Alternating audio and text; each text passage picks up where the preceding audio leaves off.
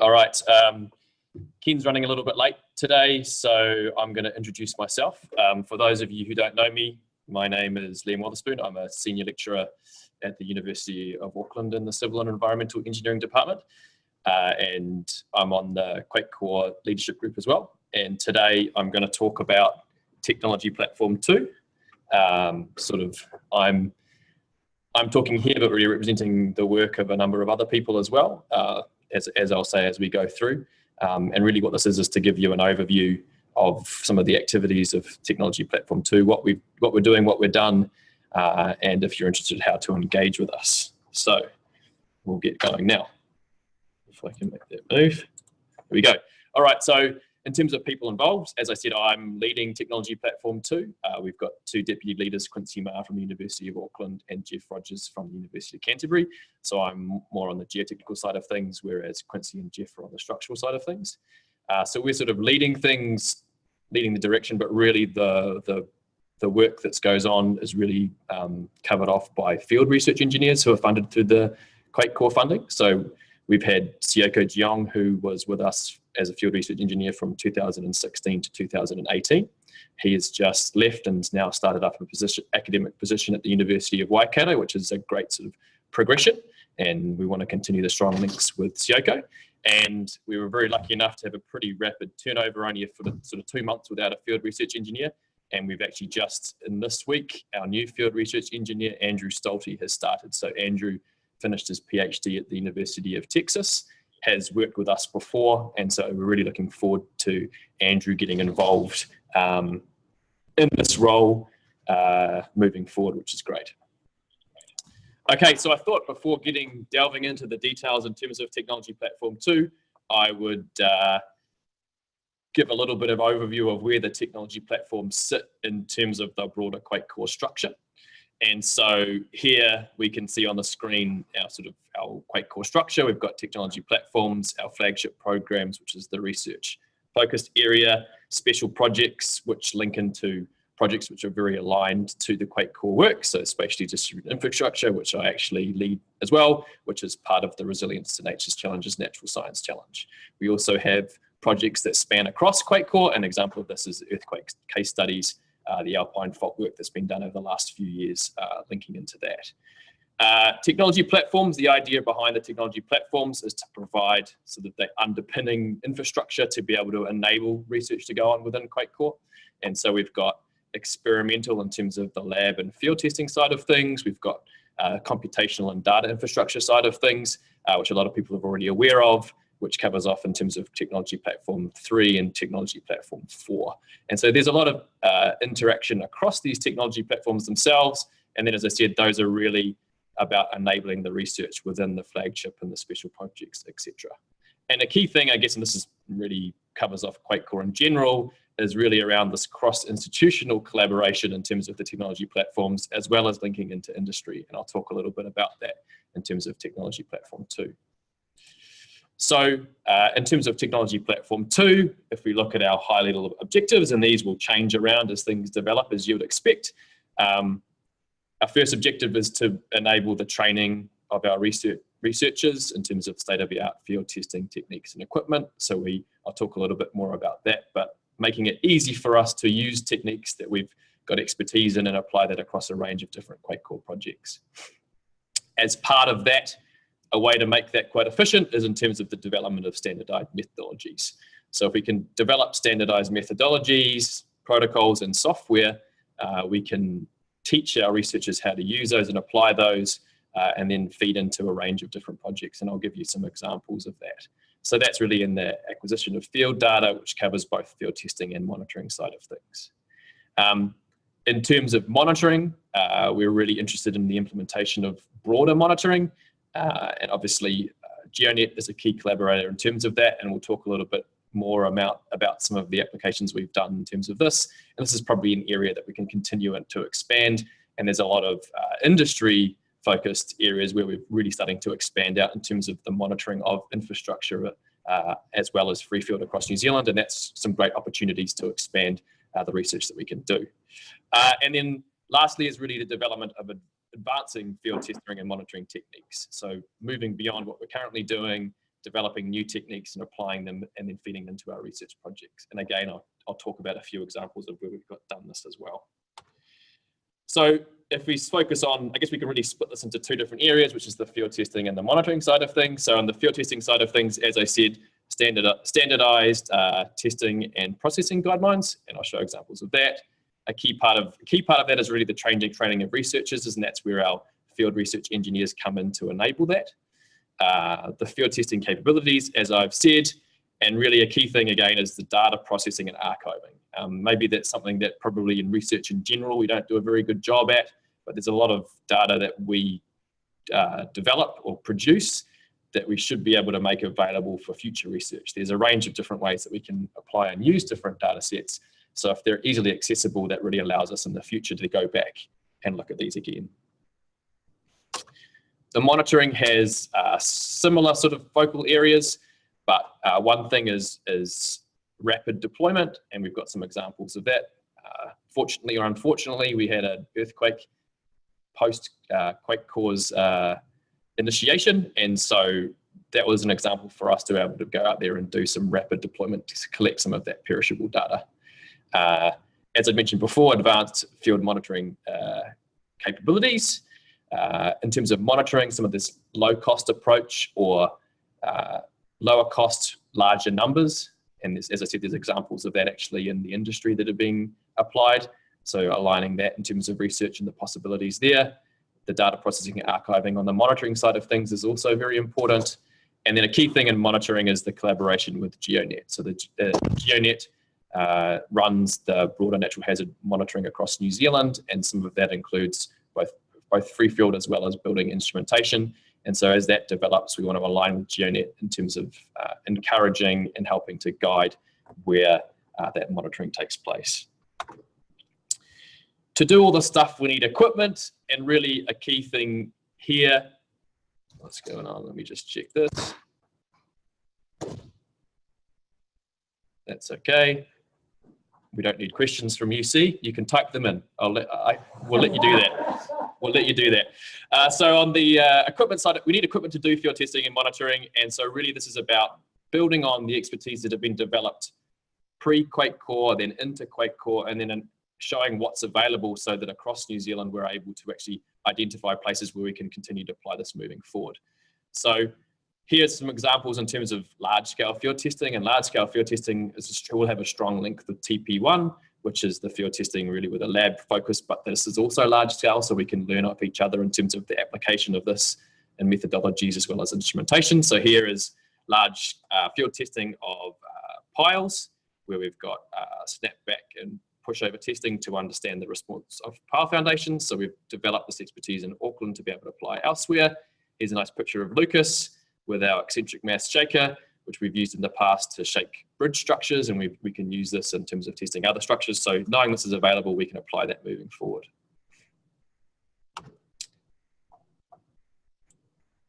Right.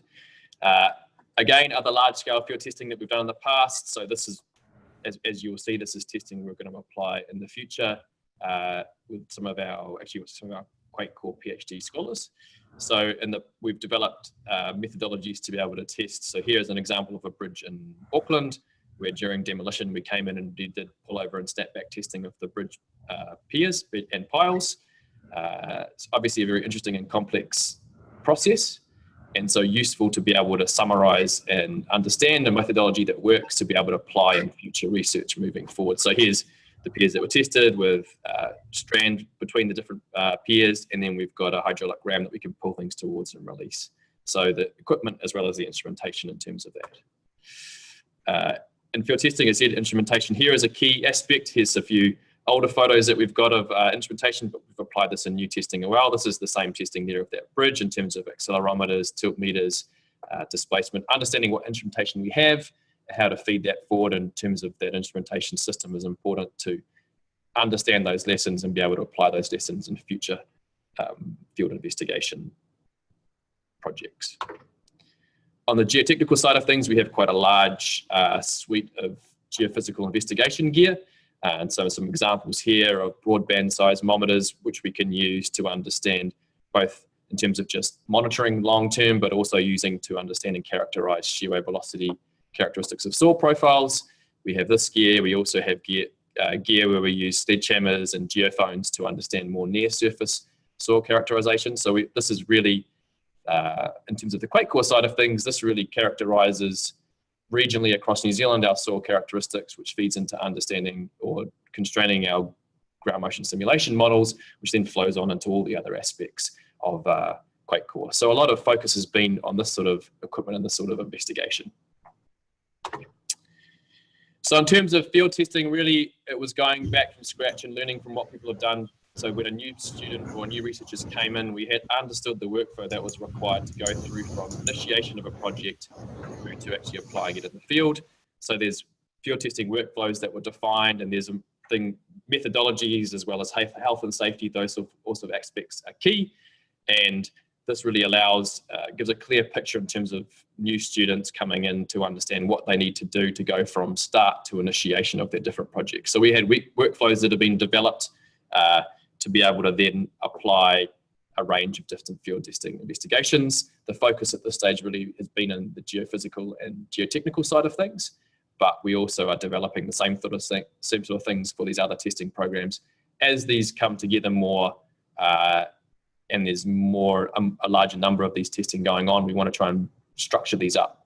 And we'll often align these with PhDs that are going on as well, so we can really test these as we're moving forward. So we have those field testing workflows, which is sort of the overarching aspect in terms of where we start in terms of our different testing projects. As I said, in terms of development of standardized guidelines, this makes things a lot easier to have a summary here of how we go through and apply these different methodologies in the field. And so the documentation is developed that is available, that we provide to the students that they can look through, and then they can work alongside the field engineer to go through and understand the gear, so that when you go out to the field, there is actually reference material that you can go back to try to understand how to do this testing. So here's an example here, just one page of H/V spectral ratio analysis. Don't worry too much what that is, but it's a geophysical investigation method.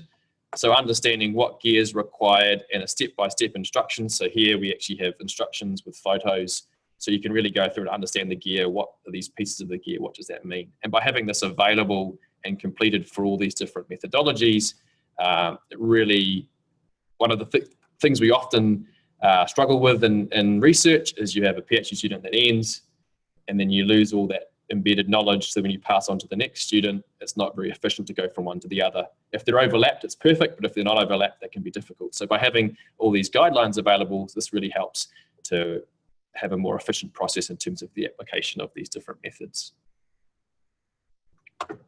Along with guidelines is data processing. So data processing is a key aspect, and there's a range of different data processing approaches that we use.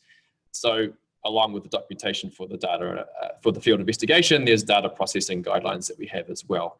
And I haven't sort of provided another example of a document here, but really, again, for a particular test method, again, this H/V method, how to take the data, raw data, process it into an appropriate form to then apply to use software or MATLAB, Python, etc. Different scripts that are all archived and available through QuakeCoRE for people to be able to use.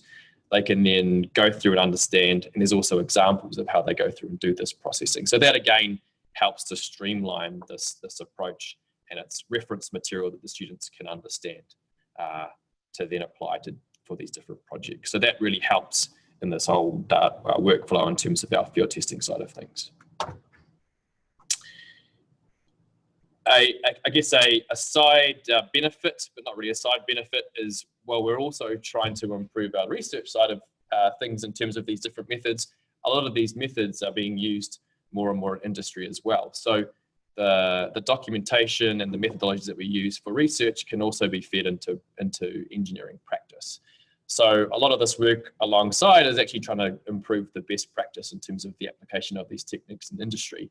And for example, on the geophysical side of things, we're working with industry right now in the development of these best practice guidelines that will build on all the work that's been done internally within QuakeCoRE. I won't go into too much detail in terms of this, but if we're looking at our different geophysical test techniques, we've got acquisition, processing, and inversion. Those are key steps that need to be applied in these different techniques.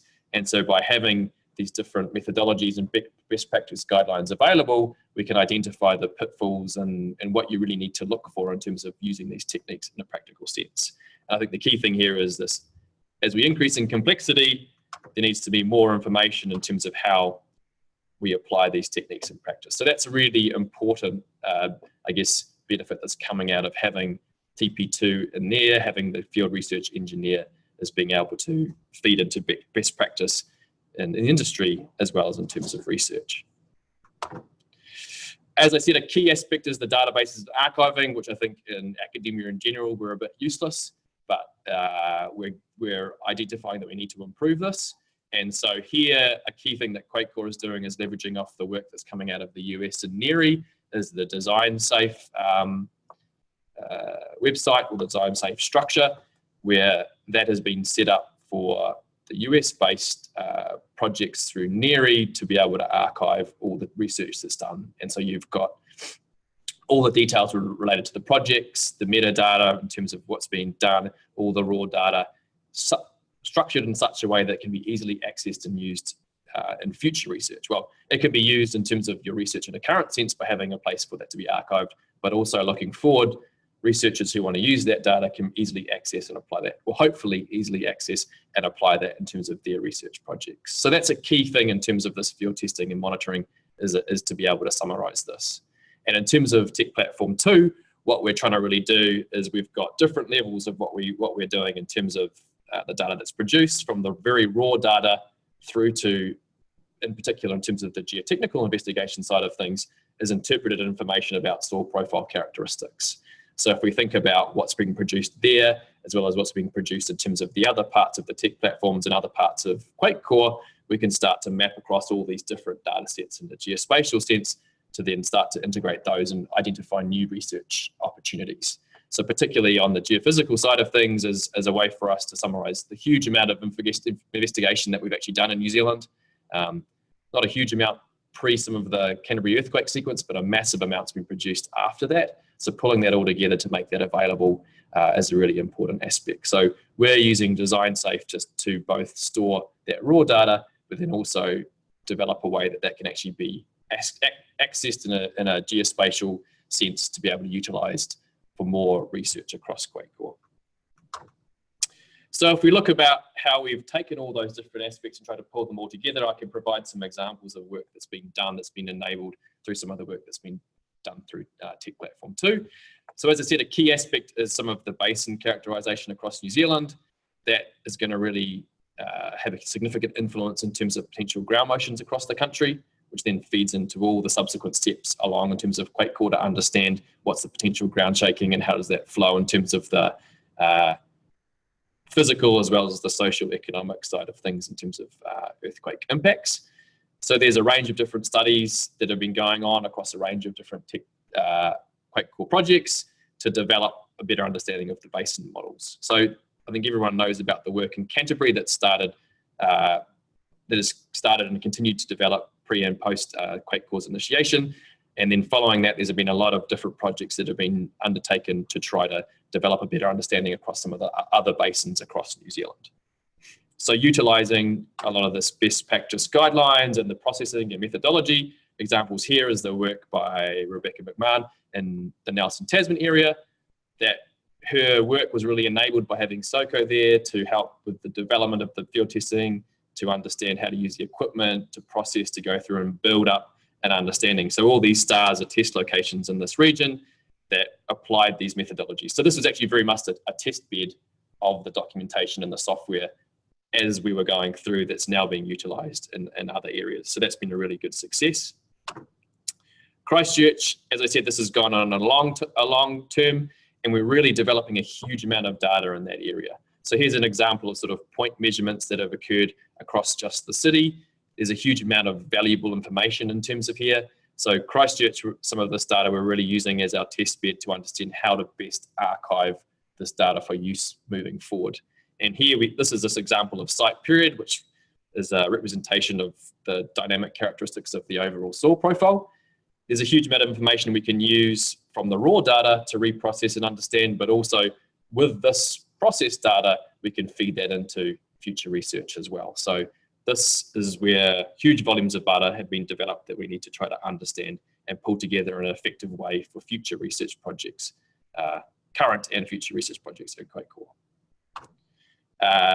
In Waiau, this work was led by Sioko, who Waiau was where we recorded some of the strongest ground motions in the Kaikoura Earthquake. So we've done multiple different investigations. So we did surface wave testing using the methodologies. We did downhole measurements to characterize the soil profile. We did deep boreholes in relation to that to understand what the profile was there, to try to better understand and constrain the ground motions that we saw in that Waiau area. And we've done this in the broader area, developing up in some of those North Canterbury basins to understand those ground motions. There's also been work again that was led by Sioko looking at topographic amplification. So I've talked about the effect of soil basins, but also we have topography that's going to affect our potential ground motions as well. So this is long-term instrumentation and investigation to understand if we can constrain how topography affects ground motion, that can be fed then into some of the work in Flagship 1 in terms of the ground motion simulation to better constrain and understand those ground motions in other parts of New Zealand to feed into broader QuakeCoRE projects. One of the new techniques that's been developed in partnership with UTexas, and actually this is the focus of Andrew's PhD thesis, who's now going to start with us, which is again why it's a nice transition over, is this collaboration of the development of this new geotechnical investigation method, the direct push crosshole test. Is really a really fine-grained investigation method to understand the characteristics of soil profiles. This was really used, probably more of these tests have been done in New Zealand than anywhere else in the world. And then very detailed tests have been done, led by Andrew as part of his PhD, using sort of a super cone, I don't know what we call it, which really getting the most sort of fine grain level of field investigation information to pull together to better understand ground motion amplification, to better understand liquefaction, combine that with other investigation methods to really start to constrain what's going on in terms of those soil profile characteristics. And this method, again with Andrew coming in now, is really continue to develop and use this method, and it's been applied across a range of different QuakeCoRE projects. So here's some investigation that was done in Christchurch, one of the really detailed case study area sites that we have across the city. This method's been used as part of Nick Malsop's ME thesis, which was looking at back calculating liquefaction case histories in Whakatane from the 1987 Edgecombe earthquake.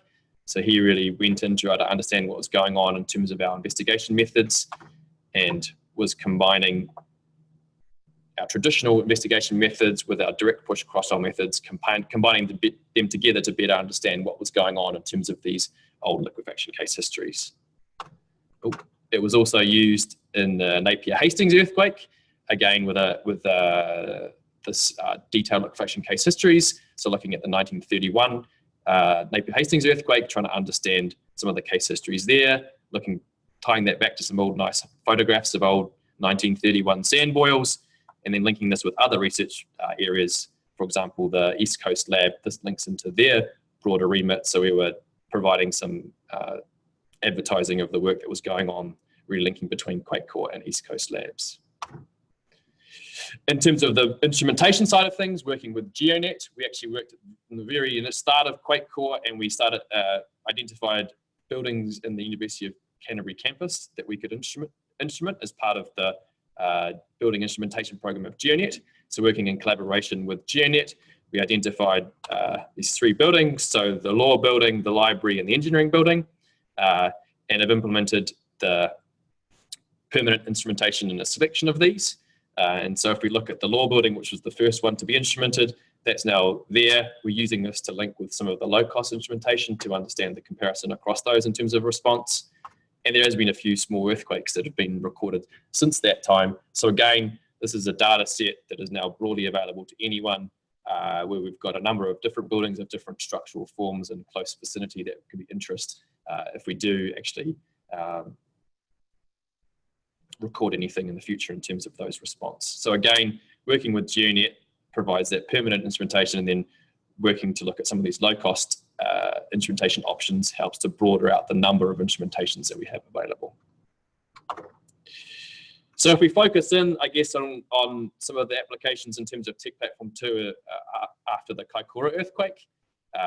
So obviously this was very early on, but there was ways that we were able to enable some of the utilization of the information or learnings coming out of the Kaikoura earthquake. So I guess the first aspect here was grouping together, and so this is one of the NZSE papers that came out, led by Regan from UC, was ways to enable the rapid processing of GeoNet data. So we've got some permanently instrumented buildings in Wellington that experience some quite large motions, and so we can utilize that recorded information, rapidly process that, and this was actually also then rapidly disseminated into industry to understand what was going on in terms of the performance and response of some of those instrumented buildings in Wellington. And again, this is where we want to have more of these available to understand actual true in-service response during large ground motions. We also expanded that where we had the permanently instrumented sites. We rapidly went out and instrumented a number of other buildings and free field sites across Wellington to collect more information there. So I think there's another 10 buildings and a number of free field locations where we wanted to try to collect more data. We didn't get the main shock, but then we got response in terms of the aftershock.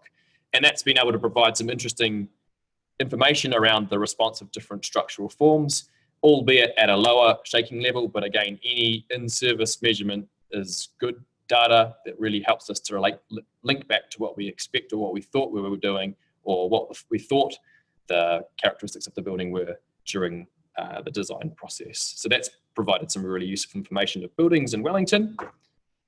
The same sort of thing was done with tanks and the wine industry in the Marlborough area. So again, some really interesting information in terms of some of the tank response to some of the larger aftershocks. So this is the work by Dimitra as part of the NZSE paper to try to understand that, and this is fed into more research moving forward, as well as instrumenting some of the bridges around some of the epicentral area. We had a couple of bridges that were instrumented there to try to capture some of their response in the field as well. So this has been really useful data. Some has been continued to be used, some has been semi-processed and is still available, which is allowing us to identify some more work that we can do moving forward.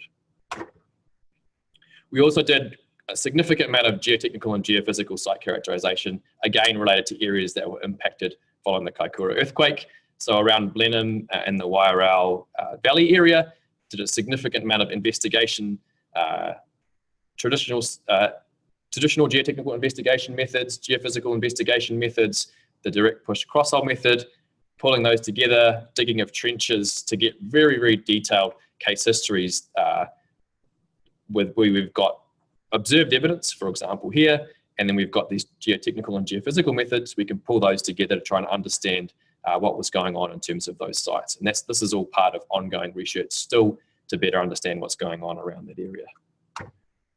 Did the same thing in Wellington, so a significant amount of geophysical investigation. So here we've got testing in the port, which was very interesting. We've got Basin Reserve, which we didn't dig any holes, but we characterized the soil profile beneath that area. So across the city to try to understand what was the soil characteristics across the city, which has been fed into the development and the further development of the basin model there. So we can use that to simulate and understand, capture that event and look at the potential of shaking in future events as well. So that's feeding into a broad range of different QuakeCoRE projects. So here's an example actually of all the measurements we've taken in the Wellington CBD. There's quite a few, and this has been a collaborative approach with QuakeCoRE, but also with colleagues from the US that have been funded through the NSF. So it's been a really excellent collaborative project there to build up the understanding of that work. And so that's been a strong collaboration with UC, UA, and GNS in the NZ context. So if we look forward, there's a lot of work that's been going on. We look at what we're doing in 2018. We were trying to develop an instrumentation and signal processing training with Tech Platform 1, which uses a lot of the same sort of instrumentation. So that's ongoing. Post-earthquake reconnaissance strategy, that was starting to be developed, and then the Kaikoura earthquake sort of got in the way. So we had a pretty good ad hoc strategy, but we need to try to summarize those lessons. I've talked about these two other ones here in terms of the development of these repository as well as the guidelines. And there's also some work around adding in some low-cost instrumentation to some testing that's large-scale lab testing that's going on in the ILE laboratory in China. There's been some fun stuff going on here. So we're right now looking at some investigations in Dunedin. Here's an investigation underneath the Lancaster Park, some crosshole testing to better understand the ground improvement there. So that's some activities that's gone on this year that's still ongoing. And then if we look into the future, what we're trying to do through to the end of QuakeCoRE and moving forward, end of the first round of QuakeCoRE, apologies, and then moving forward, is the continued development of these large-scale field testing, this central repository of information about instrumentation, the QuakeCoRE best practice guidelines for some of the more geotechnical side of things, and then broadening our capabilities in the wider geophysical testing. And so an example in large-scale testing is the Furakino Bridge here, 90 spans, which we've got access to do some destructive testing. And so starting to use this as a test bed to develop some of our methodologies there. Also, other focus areas, the use of instrumented building data and broadening that use, and that sort of links into the building instrumentation program through GeoNet, understanding some of these low-cost instrumentation, where we can apply them, how they can be utilized, and then also looking at new field testing techniques. And this is really often a linkage across into some of our earth science colleagues where there's some methodologies there that we can learn of and bring in to apply in an engineering context. And because Russell Green's in the audience here, one of these new techniques is the geoslicing, which he's recently got funding for through NSF and going to be applied in a New Zealand context where you can drive in some of these sheet piles, and I won't go into the details of the method. You can pull out slices of the subsurface strata to try to understand and look, for example, here where we might have evidence of historic liquefaction events within that soil profile. So if I summarize this all, really what our focus has been so far is the development of these capabilities in terms of the geotechnical and structural side of things, in terms of field testing and monitoring. What this presentation, I guess, is trying to show is we're available for QuakeCoRE researchers. Come to us, talk to us. We've got these methods, we're developing these guidelines. If you've got any ideas, we're happy to try to further develop those and broaden this out. This is where we're at now, but we can continue to develop. Our scope will always be changing. And we've got a wiki page as part of the QuakeCoRE wiki where we summarize some of this information. And as our documentation is completed, as well as our different methodologies, those will be available through the wiki page for everyone to use. So I'm 2.5 minutes over time. That's about perfect. Thank you very much.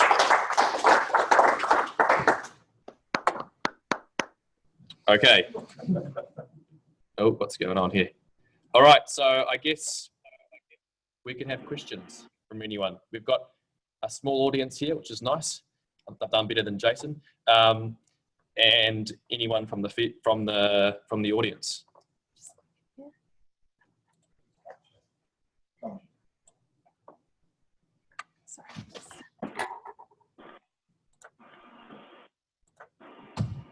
Okay, so any questions from anyone?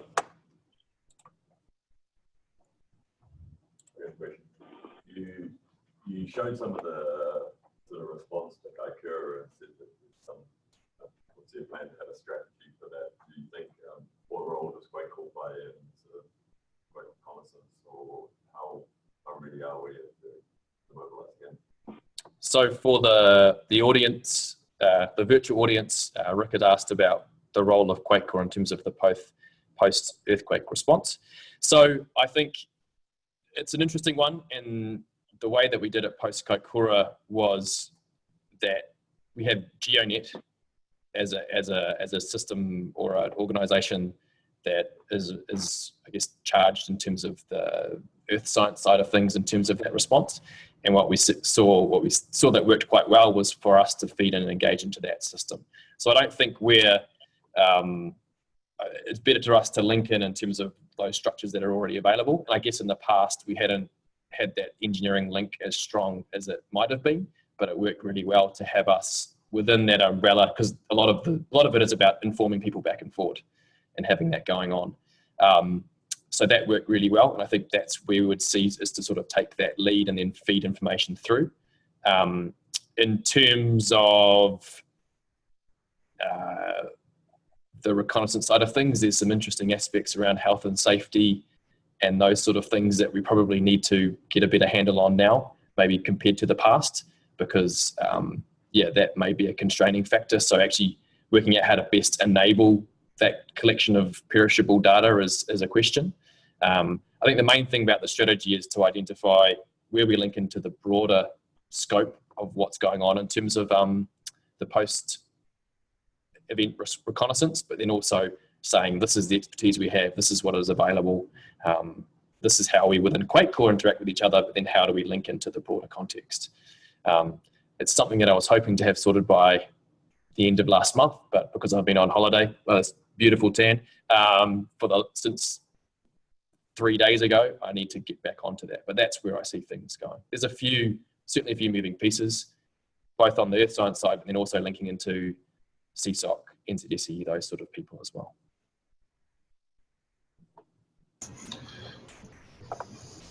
Any questions from the ether?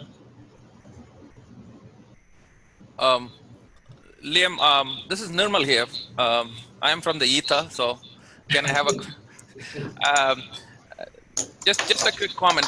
Thanks for sharing the presentation. So I got a sense of what you're doing. But my question is twofold. Number one, for long-term instrumentation and also reconnaissance instrumentation, is the sensor development mature, or are there opportunities for looking at other technologies, especially from the measurements?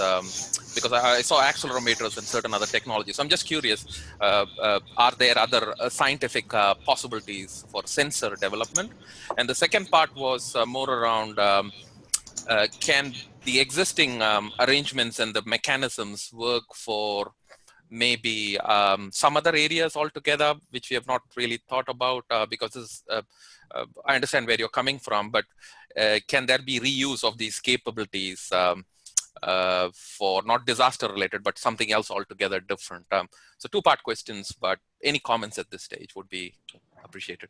So the first question is yes, there is certainly opportunities for that. And one of the co-leads, Jeff Rogers at UC, is actually doing quite a bit of work around new monitoring instrumentation approaches.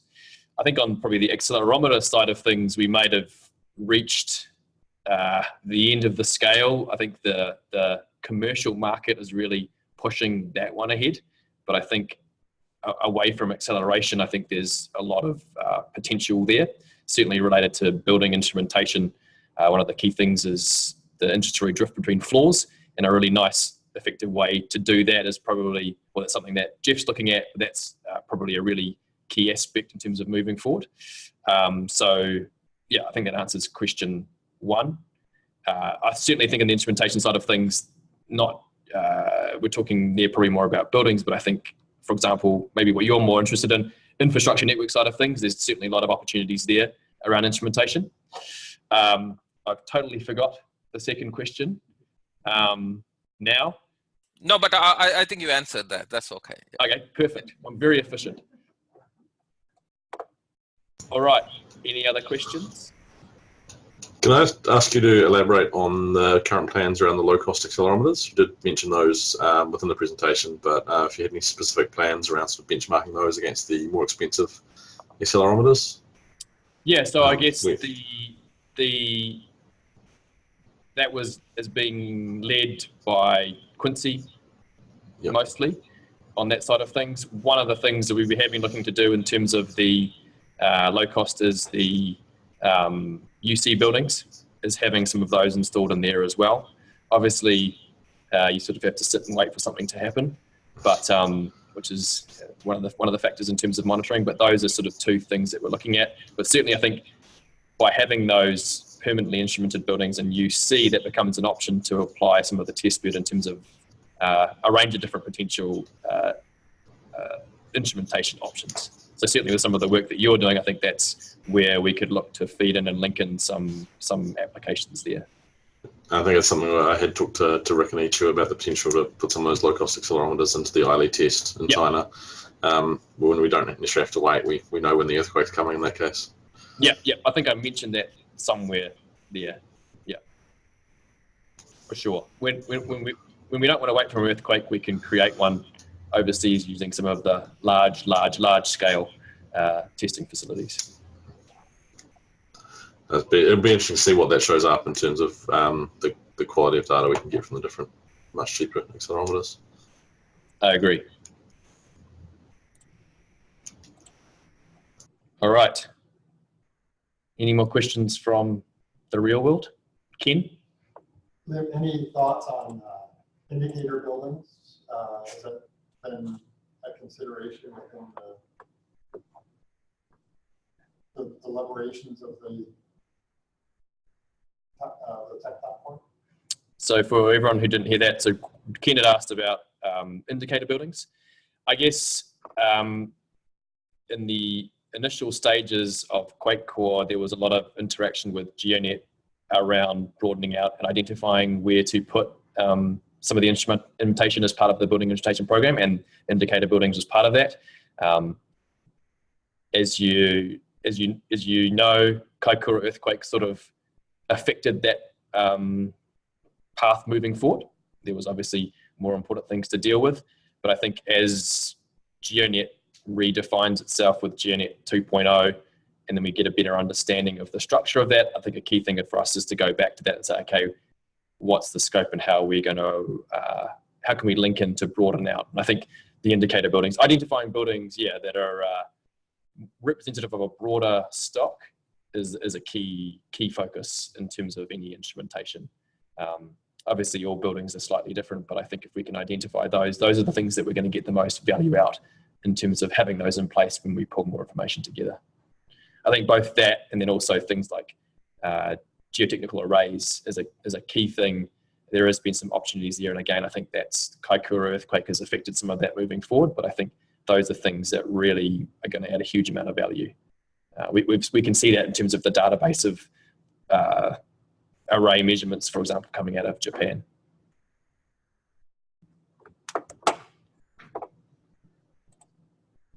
Any more questions?